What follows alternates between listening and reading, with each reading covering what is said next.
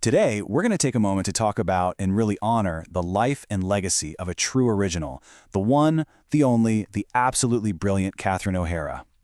You know, the news that came out on January 30th, it was just genuinely stunning. It sent this huge shockwave through Hollywood and really all over the world.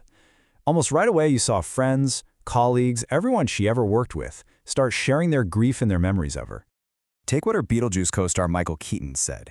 His words, man, they just perfectly capture the kind of deep, multi-layered relationships she built. It just goes to show this wasn't just a professional loss for these people. No way. For so many, it was deeply, deeply personal.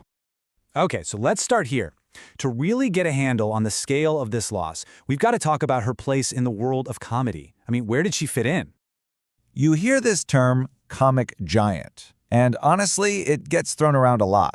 But it's really reserved for a tiny, select group of people. We're talking about artists who don't just show up and do the work. They completely redefine the game. And as you're about to see, Catherine O'Hara absolutely earned that title. I mean, who better to say it than Christopher Guest, right? The guy who created some of the most iconic mockumentaries ever with her. She was such a key part of his crew in 4 of those incredible films like Best in Show and A Mighty Wind. So when he says this, his words are just confirming what everyone, absolutely everyone, was feeling.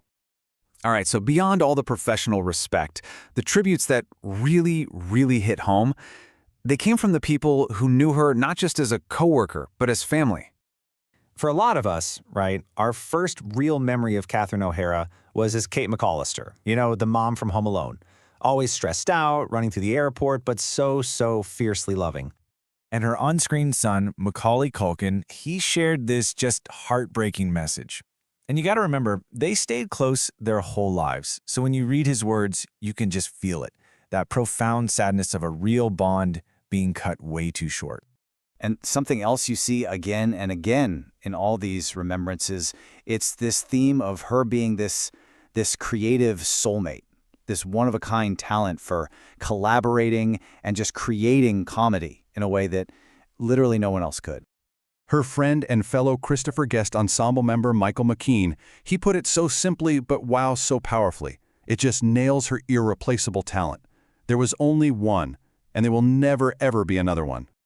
And her impact, it wasn't just in one little corner of the industry, not at all. It just spread out across this huge, diverse circle of collaborators. We're talking her entire remarkable career here. Seriously, the tributes were pouring in from every corner of Hollywood. You had legendary directors who worked with her way back in the day, and then you had co-stars from her most recent stuff. It's just a massive testament to the kind of respect she commanded. You know, director Ron Howard worked with her more than once, and he pointed out something that's actually kind of incredible when you think about it. He said she wasn't just always great, she was somehow getting even better, like she was constantly evolving and growing as an artist, year after year.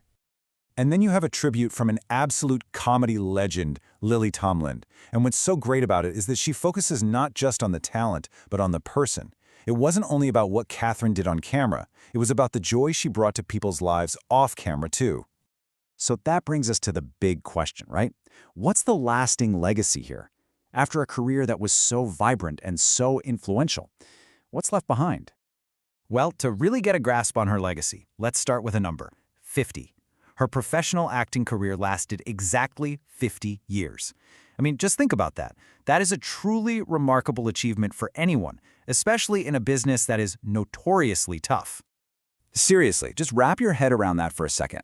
From 1975 all the way to her final projects that are set to come out in 2025. That's 5 decades. An incredible span of time that meant she wasn't just part of the conversation. She was shaping it, influencing entire generations of performers who came after her. And that brings up a really fascinating question, actually. We've heard from people who worked with her, who knew her. But what about the people who never got that chance? The ones who just admired her from a distance? How far did her influence really reach? Okay, so check this out. This tribute from actor Paul Walter Hauser, it's just breathtaking. When an actor calls another actor their Meryl Streep, that is the ultimate sign of respect. It's like saying you are the absolute gold standard, the very pinnacle of what we all do. And look at how he says it. It's this perfect blend of raw, real emotion, and then this clever, witty humor. And isn't that what defines so much of Catherine's own work? It's just a perfect, poignant, and yeah, even funny tribute to her. And that love, that respect, it never faded away, not for a second.